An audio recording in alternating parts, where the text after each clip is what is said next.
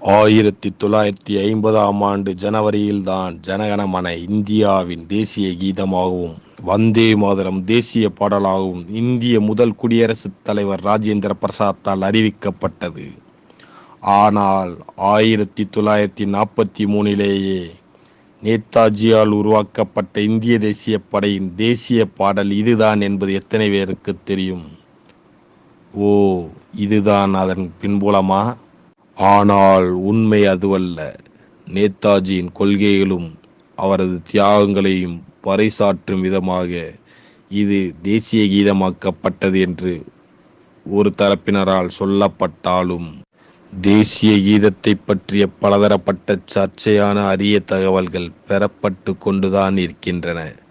அதில் ஒரு சில இதோ உங்களுக்காக. ஜனகணமன பற்றிய தற்போதைய பொதுவான விடயங்களை தெரிந்து கொள்வது